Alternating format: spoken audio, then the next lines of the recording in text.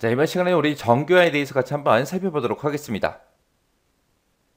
자, 이제 정규화 과정에 대해서 이제 하나씩 좀 살펴보자고요. 자, 그러면 이제 정규화 과정 좀 살펴보자고요. 자, 예를 들어서 제가 이제 데이터베이스를 설계하는 사람이라고 생각해 보세요. 자, 고객한테 이제 요청이 들어왔어요.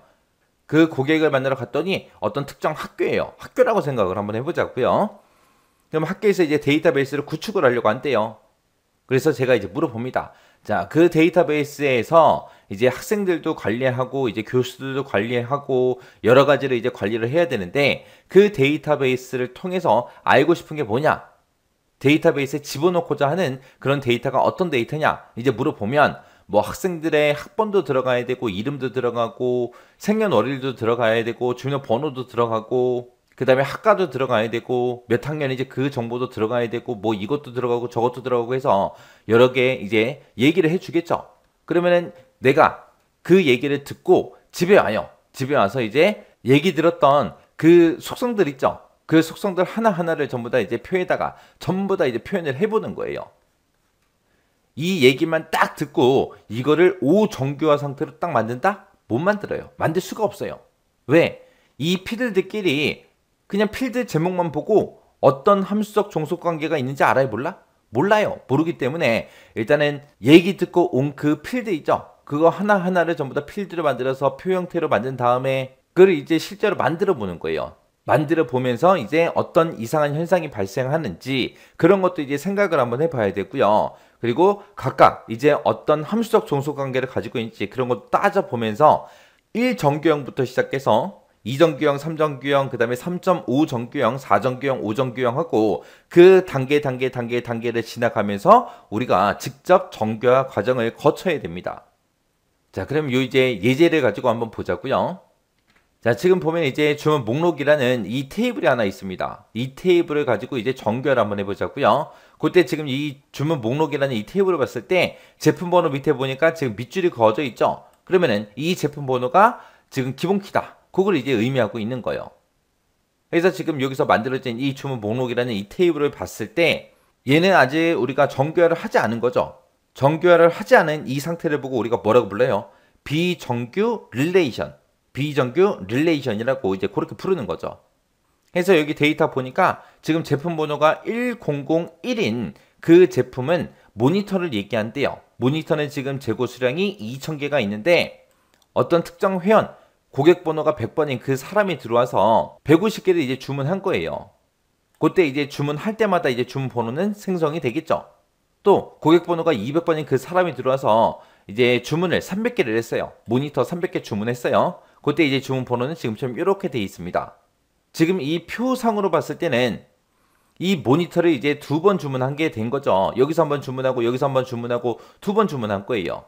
그럼 원래대로 쓰면은 이 1001이다, 모니터다, 2000개다 하고 이거를 첫 번째 줄에도 써야 되고 두 번째 줄에도 쓰고 써야 돼요.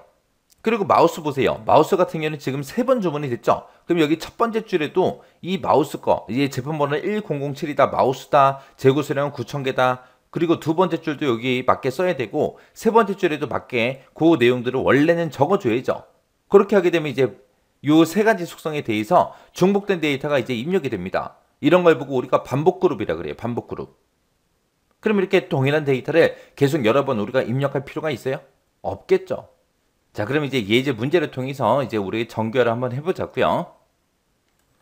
자, 지금처럼 이제 1정규형을 할 거예요. 우리 1정규형이라는 거는 테이블 아래, 테이블 R이라는 테이블이 있는데 그것에 이제 속한 모든 속성이 도메인이 이제 원작 값으로만 그렇게 이제 되어 있는 그 정규형을 보고 우리가 1정규형이라고 하는 거죠. 그래서 우리 테이블에 모든 속성들의 그 값이 원작값만으로 그렇게 이제 되어 있는 그 정규형이요. 그래서 지금 제품 번호다, 제품명이다, 재고 수량이다 이런 것들이 반복적으로 이제 나타나죠. 해서 이거를 이 중간에서 뚝 잘라서 앞에 있는 테이블 하나 만들고요. 뒤에 있는 이 데이터를 가지고 이제 우리가 테이블을 또 하나 만들어주면 돼요. 그때 이제 얘랑 서로 연결을 시켜서 우리가 관계 설정을 해야 되기 때문에 우리 주문 목록에 보게 되면 제품 번호가 기본 키였잖아요. 이 제품 번호를 이 뒤에 있는 테이블에 또 추가시켜서 서로 연결을 시켜서 그렇게 이제 만들어주면 됩니다. 우리 예제 문제를 보니까 주문 목록이라는 이 테이블에서 반복되는 주문과 관련된 그 정보를 분리를 하래요. 분리를 해서 제1정규형으로 만드시오. 그렇게 나왔습니다. 여기서 이제 중간에서 뚝 하고 잘라주면 되겠죠. 잘라서 요 데이터만 가지고 이제 우리 하나의 테이블을 구성해 주고요. 뒤에 있는 요 데이터만 가지고 우리가 하나의 테이블을 이제 구성하면 되는데, 그때 이 앞에 있는 테이블과 뒤에 있는 테이블을 우리가 서로 연결을 시켜서 관계 설정하면 서로 연결이 되겠죠. 그때 이제 앞에서 이 제품 번호라는 게 우리 기본 키이기 때문에 이 제품 번호를 뒤에 있는 테이블에도 우리가 같이 넣어주는 거예요. 넣어주고 이제 제품 번호라는 그 필드를 이용해서 서로 관계를 맺어주면 우리가 나중에 이제 이거를 조인했을 때 원래 형태의 데이터로 되돌아오겠죠. 그렇게 이제 만들어 주는 거예요. 그래서 요 주문 목록이라는 테이블을 지금처럼 이렇게 두 개의 테이블로 우리가 쪼개는 겁니다. 그래서 제품이라는 요 테이블 하나, 요게 이제 여기서 온 거죠. 그리고 요 뒤에 있는 것도 그대로 데리고 와서 지금처럼 이렇게 이제 구성을 하는데, 그때 이제 앞에 있는 이 제품이란 테이블이랑 제품 주문 테이블이랑 서로 연결을 시켜야 된다 그랬어요. 그때 이 제품 번호가 기본 키이기 때문에 그 제품 번호라는 그 기본 키를 뒤에 있는 테이블에도 지금처럼 이렇게 이제 추가를 시켜주는 거예요. 그리고 이 두 개를 서로 연결을 우리가 시켜주면 원래 데이터로 다시 되돌릴 수 있겠죠. 내추럴 조인했을 때. 그래서 이렇게 이제 무손실 분해해 주는 거. 요게 이제 우리 1정규형이요. 그 다음에 이제 제2정규형 좀 보자고요. 제2정규형은 테이블 R이라는 게 이제 1정규형을 만족하고, 그리고 기본 키가 아닌 모든 속성이 기본 키에 대해서 완전 함수적 종속을 만족하는 그 정규형을 보고 우리가 2정규형이라고 그렇게 이제 부릅니다. 그럼 여기서 이제 함수적 종속성 그 관계를 우리가 따져봐야 되겠죠. 지금 이 테이블을 봤을 때 이제 주문 번호하고 제품 번호 이 두 가지가 지금처럼 이제 기본 키로 그렇게 이제 설정이 되어 있는 거죠. 그럼 얘네 두 개가 이제 기본 키니까 이 두 가지를 가지고 우리가 고객 번호도 알아낼 수 있겠죠. 그리고 주소도 알아낼 수 있고요. 그리고 주문 수량도 알아낼 수 있어요. 자, 또 다른 것도 한번 찾아보자고요. 우리가 주문 번호 이거 하나만 가지고 한번 보자고요. 이 주문 번호 하나만 가지고 고객 알아낼 수 있어요? 알아낼 수 있죠. 어떤 고객이 주문한 건지 알아낼 수 있어요. 그리고 이 주문 번호 하나만 가지고 우리 주소도 알아낼 수 있어요? 없어? 알아낼 수 있죠. 그때 이제 주문 번호가 이제 결정자가 되는 거고, 그 다음에 고객 번호하고 주소가 종속자가 되는 거죠. 이 주문 번호 하나만 가지고 우리 주문 수량을 알아낼 수 있어요? 없죠. 왜? 여기 보니까 주문 번호가 347인 거 여기도 있고요. 여기도 있어요. 근데 그때 다행히도 주문 수량이 300개 똑같으니까 상관이 없죠. 근데 지금 여기 첫 번째 데이터 보니까 A345 하고 있어요. A345. 얘네는 보니까 하나는 150개고 하나는 400개예요. 그러면 이 주문 번호 하나만 가지고는 우리가 주문 수량을 알아낼 수가 없는 거죠. 그 다음에 이제 우리 고객 번호라는 거를 기준으로 한번 보자고요. 고객 번호를 기준으로 봤을 때 이 고객은 어디에 산다. 우리가 회원가입을 할 때 미리 전부 다 입력을 했을 거 아니에요. 그래서 이 고객 번호를 가지고 우리가 주소를 알아낼 수 있습니다. 그때 이제 고객 번호가 이제 결정자가 되는 거고, 그 다음에 이 주소라는 게 종속자가 되는 거죠. 자, 그럼 이제 문제 한번 보자고요. 자, 문제를 보니까 이제 제품 주문이라는 이 테이블이 있는데, 여기서 이제 주문 번호에 함수적 종속이 되는 그 속성들을 분리를 해서 제2정규형을 만드시오. 그렇게 이제 나왔습니다. 그때 지금처럼 이제 함수적 종속성을 따졌을 때 지금처럼 이런 식으로 이제 표현할 수 있는 거죠. 그래서 주문 번호하고 제품 번호, 제품 번호, 이거 두 개가 이제 우리 기본 키죠. 그때 이 두 개의 기본 키를 가지고 우리가 고객 번호가 됐든 주소가 됐든 주문 수량이 됐든 이런 것들을 다 알아낼 수 있습니다. 그래서 지금 이쪽에 있는 게 우리 결정자죠. 결정자고, 오른쪽에 있는 게 뭐예요? 종속자예요. 종속자. 그리고 이 주문 번호 하나만 가지고 우리가 고객 번호랑 주소랑 알아낼 수 있죠. 그 다음에 고객 번호 하나만 가지고 우리가 주소를 알아낼 수 있습니다. 그때 이제 우리가 테이블을 봤을 때 우리 기본 키가 이렇게 두 개죠. 이 두 개를 가지고 얘네들을 전부 다 이제 알아낼 수 있다. 이걸 보고 우리가 완전 함수적 종속관계 그렇게 이제 부르는 거고, 지금처럼 기본 키가 이렇게 두 개가 있는데 그 중에 두 개 중에 한 개만 이용해서 지금처럼 이렇게 이제 종속자가 생기는 거, 이걸 보고 우리가 부분적 함수 종속 관계라고 이제 그렇게 부르는 거죠.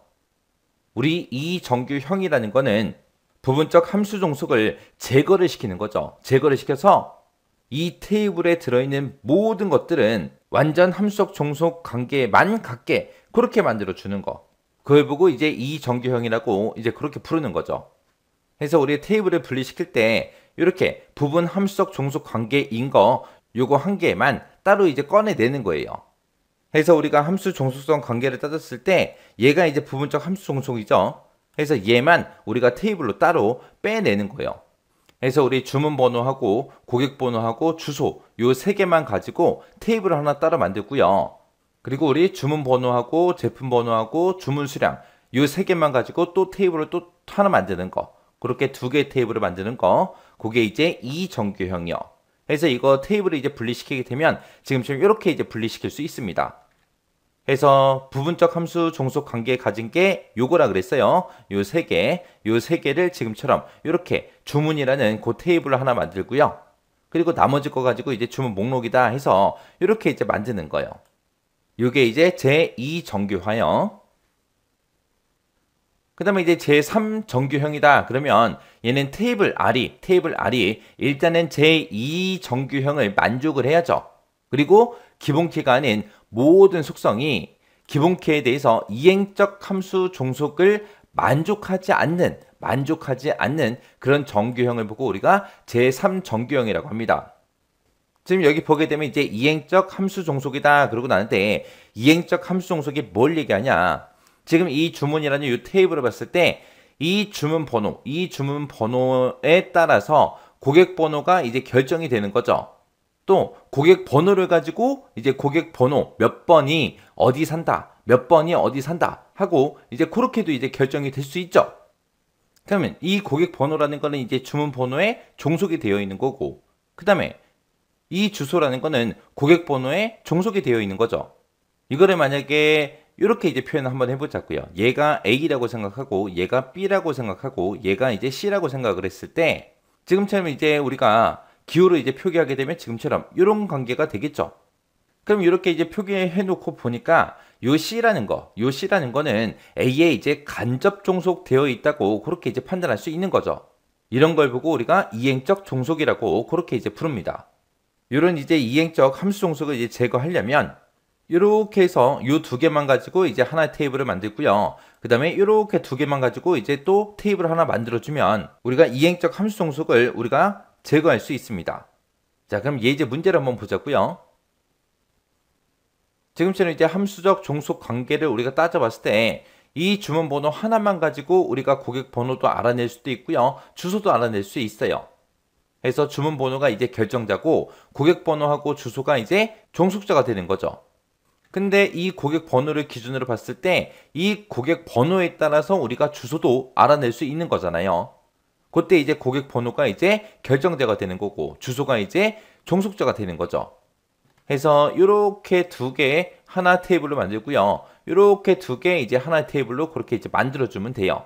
그래서 이거를 따로 이제 테이블을 분리시키게 되면 지금처럼 이렇게 되는 거예요. 그래서 요거 두 개 하나로 이렇게 묶어서 이제 주문이라고 이렇게 테이블 하나 만들어 주고요. 그 다음에 이렇게 두 개 이제 따로 띄어서 고객이라는 요 테이블을 이렇게 하나 구성해 주면 됩니다. 이렇게 해서 이제 이행적 함수 종속을 제거해서 이렇게 이제 3정규형으로 이렇게 이제 만들어 주면 돼요. 자, 우리 BCNF다라고 하게 되면 BCNF라는 거는 우리 테이블 R에서 테이블 R이라는 테이블이 있을 때 그때 모든 결정자가 후보킨 그 정규형을 보고 우리가 BCNF라고 합니다. 이 BCNF라는 거는 제3 정규형이랑 제4 정규형 그 사이에 있다 그래서 얘를 다른 말로 이제 제3.5 정규형 그렇게도 이제 부르기도 하죠.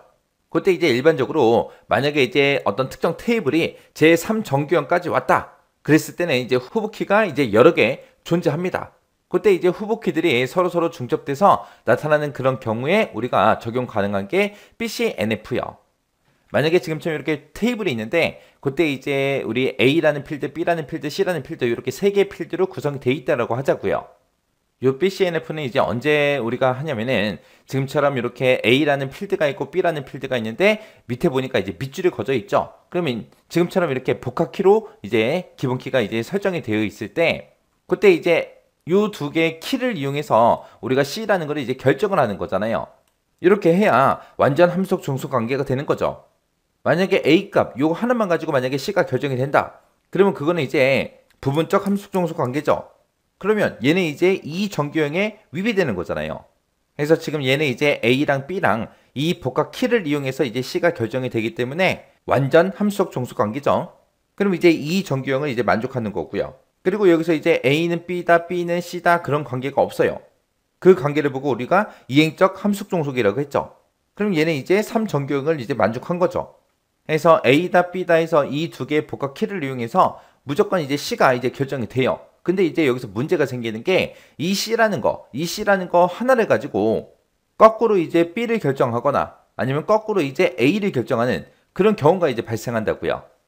지금 이 테이블에서는 지금 A, B 이 두 가지를 묶어서 우리가 후보키로 이제 설정을 한 거죠. 그 얘기는 이런 테이블에 있을 때 이 두 개를 우리가 복합키로 그렇게 설정하는 게 가장 최선이다. 그렇게 이제 선택을 해서 이렇게 이제 복합키로 구성을 했다고요. 근데 그때 이제 C라는 아이가 있을 때 이 C가 이제 후보키가 될 수가 있어요? 안 되죠. 말도 안 되잖아요. 왜? 얘 혼자 독자적으로 그렇게 결정을 할 수 있다. 그러면 이 두 개를 우리가 복합키로 구성해서 기본키로 설정할 필요가 없는 거잖아요. 얘 하나만 가지고 그냥 기본키로 설정해버리면 끝나는 건데 뭐하러 이 두 개를 묶어서 복합키로 그렇게 결정을 하냐고요. 그래서 이 C는 후보키가 될 수가 없는 그런 속성을 보고 얘기해요. 해서 이 두 가지가 이제 복합키로 구성되어 있다. 그 얘기는 C는 이제 후보키가 될 수가 없다라는 그 의미예요. 자, 그럼 이제 예제 문제를 통해서 같이 한번 보자고요. 자, 우리 문제를 보니까 수강교수라는 이 테이블이 있대요. 자, 지금처럼 수강교수라는 테이블이 지금처럼 이렇게 있죠. 여기서 이제 결정자가 후보키가 아닌 그런 속성을 분리를 해라. 분리를 해서 BCNF를 만드시오. 그렇게 이제 나왔습니다. 자, 지금 얘네들끼리 이제 종속관계를 좀 보자고요. 지금 여기 보니까 학번하고 과목명 이 두 가지가 지금 기본키로 설정돼 있죠. 자, 지금 이 테이블을 보니까 학번하고 과목명에 지금처럼 이렇게 밑줄이 거져 있어요. 그럼 여기서 이제 복합키를 사용하겠다. 그 얘기죠. 그때 이제 학번하고 과목명 이 두 가지를 합쳐서 담당 교수가 결정이 된다. 그거 이제 얘기하는 거예요. 그래서 학번하고 과목명이 이제 결정자고 담당 교수가 이제 종속자가 되는 거예요. 그때 지금 이 테이블 안에 있는 내용을 보게 되면 각각의 학번들, 그러면 각각의 사람들, 학생들을 얘기하는 거죠. 각 학생들마다 이제 어떤 과목을 수강하는지 그 이제 수강 신청을 했나 봐요. 근데 지금 여기 보니까 데이터베이스라는 과목이 있는데 홍길동이 담당 교수래요. 그리고 그 밑에 거 보니까 또 데이터베이스 하고 나는데 홍길동이 담당 교수고요. 그 밑에 보니까 데이터베이스 하고 나는데 이순신이 담당 교수예요. 이럴 수 있어요? 있죠. 데이터베이스라는 이 한 과목을 한 학교에서 한 교수님만 수업하는 게 아니라 여러 교수님이 있을 수 있잖아요. 그때 이제 학번이라는 게 A라고 생각을 하고요. 그 다음에 과목명이 B라고 생각하고 그 다음에 담당 교수가 C라고 이렇게 생각해 보세요. 그러면 지금 학번이 기본키고 그 다음에 우리 과목명도 기본키다 하고 밑줄이 거져 있죠. 그래서 여기서는 이제 복합키로 그렇게 이제 사용되는 거예요. 그때 이 테이블에서 학번하고 과목명 이 두 가지를 복합키로 사용한다. 그 얘기는 이 테이블에서는 이렇게 두 개를 묶어서 복합키로 사용하는 게 가장 최선이다. 그렇게 해서 이제 만들어 놓은 거잖아요. 그래서 이 C라는 거, 이 담당 교수는 후보키가 될 수가 있다 없다? 없다. 후보키가 될 수가 없더라. 그 다음에 이제 우리 학번이라는 거랑 우리 담당 교수 이 두 가지를 묶어서 과목명을 결정할 수 있어요? 있죠. 이 학번을 가진 사람의 담당 교수는 이건데 이 두 개가 나왔을 때 과목명이 나올 수 있죠. 해서 우리가 학번하고 담당 교수 이 두 가지를 가지고도 우리가 과목명을 결정할 수 있습니다. 근데 지금 이 테이블에서는 이 두 가지가 복합키로 이제 사용이 된 거예요. 그래서 이 두 가지를 사용해서 담당 교수를 결정하겠다. 이 두 가지를 복합키를 사용하는 게 가장 최선이다. 그렇게 이제 만들어 놓은 겁니다. 그때 이 담당 교수라는 이 필드는 후보키가 될 수 있다 없다? 없다. 없다. 그래서 이 테이블에서 이제 결정자가 후보키가 아닌 거를 분리하는 거예요. 분리. 그때 이제 담당 교수라는 거 요걸 이제 하나 띄어내는데 그때 이제 담당 교수들마다 과목명이 딱딱 정해져 있겠죠. 그래서 과목명하고 담당 교수 이 두 가지를 이제 띄어내는 거예요. 이 테이블에서. 그렇게 해서 이제 BCNF를 만들게 되면 지금처럼 이렇게 이제 분리시킬 수 있습니다. 그래서 수강이라는 이 테이블 하나 만들어지고요. 그 다음에 교수라는 테이블, 요게 이제 하나 만들어지는 거예요. 이렇게 이제 결정자이면서 후보키가 아닌 거, 후보키가 아닌 이 담당 교수를 지금처럼 이렇게 하나로 띄어내는 거. 이걸 보고 우리가 BCNF라고 그렇게 이제 부릅니다. 자, 그 다음에 이제 4정규형이요. 4정규형이라는 거는 테이블 R이라는 게 있을 때, 그때 이제 다중값 종속 관계가 이제 존재할 때, 그걸 보고 우리가 다치종속이라고 하는 거죠. 이 4정규형에서는 다중값 종속, 다치종속, 요것만 이제 잘 이해하시면 돼요. 얘는 이제 영어로 MVD, 그렇게 이제 불러요. 자, 그럼 다치종속이 뭔지 좀 보자고요. 자, 예를 들어서 A가 있고 B가 있고 이렇게 두 가지가 있는데, A 값에 따라서 이제 B 값이 결정이 되는데, 그때 이제 B의 값이 여러 개가 존재할 때, 집합의 값이 그렇게 나올 때, 그걸 보고 우리가 다치종속이라고 그렇게 부르는 거예요. 그렇게 만약에 A하고 B 관계만 그렇다, 이런 게 이제 한 개만 있다, 그럴 때는 별 문제가 없는데, 만약에 A의 값에 따라서 C의 값이 결정이 되는데, C의 값도 만약에 집합값이 나온다, 여러 개가 나온다, 그랬을 때 이제 문제가 생기는 거예요. 그럴 때 이제 A, B 요 두 개를 하나로 묶어서 테이블을 만들고요. A하고 C 요 두 개를 묶어서 또 하나의 테이블로 만드는 거. 그걸 보고 우리가 다치종속, 제거라고 그렇게 이제 불러요. 그래서 이게 이제 4정규형이요. 그 다음에 이제 제5정규형이요. 5정규형은 우리가 조인 종속성을 이용하는 걸 보고 얘기하는 거죠. 원래 하나의 테이블에 있을 때 이거를 두 개로 분해를 시켰어요. 분해를 시켰다가 다시 조인을 하게 되면 무손실 분해 원칙에 의해서 이제 원래 데이터로 다시 되돌아가야 돼요. 근데 이제 그렇게 안 될 때가 있습니다. 언제 그렇게 안 되냐? 하나의 테이블을 두 개가 아니라 세 개로 쪼갰을 때, 세 개로 쪼갤 수밖에 없을 때, 그걸 보고 우리가 조인 종속성이라고 그렇게 이제 부르는 거예요. 그때 이제 조인 종속성을 갖는 그 속성들이 후보키가 아닐 때 이제 문제가 생긴다는 겁니다.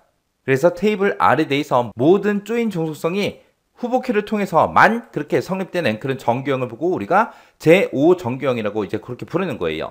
그래서 4정규형이다, 5정규형이다, 이거는 그냥 이론적인 내용만 잘 기억하세요. 잘 기억하시고, 그리고 우리가 앞에서 했던 거 1정규형, 그 다음에 2정규형, 그 다음에 3정규형, 그 다음에 BCNF까지 그렇게 네 가지 있어요. 그 네 가지는 여러분들이 이제 예제를 보고 그거를 파악할 줄 알아야 됩니다. 이렇게 해서 이제 4정규형, 5정규형은 여러분들이 이런 이론적인 내용만 정확하게 알고 계시면 돼요. 우리 이 정규화라는 거는 우리 데이터베이스 설계 과정에서 가장 중요한 그런 작업 중에 하나죠. 해서 그만큼 중요하기 때문에 시험에 나올 확률도 높아요. 그래서 여러분들이 제1정규형, 2정규형, 3정규형 그 세 개까지는 정규화를 여러분들이 직접 할 수 있게 충분히 숙지하고 지나가셔야 돼요. 그래서 제1정규형이다, 2정규형이다, 3정규형이다, 거기까지는 테이블 그림을 주고 어떤 단계를 이제 정규화한 거냐, 이제 그걸 이제 물어볼 수가 있어요. 그럼 여러분들이 정확하게 기억하셔야 되는 건 뭐예요? 각 단계별로 어떤 거를 하는지, 그리고 부분적 함수 공속이다, 완전 함수 공속이다, 이행적 함수 공속이다, 그런 것들을 서로 이 테이블만 보고도 여러분들이 파악할 수 있게 여러분들이 알고 계셔야 되겠죠. 그래서 그런 것들 잘 기억하시고 이 정규화는 정확하게 알고 지나가세요.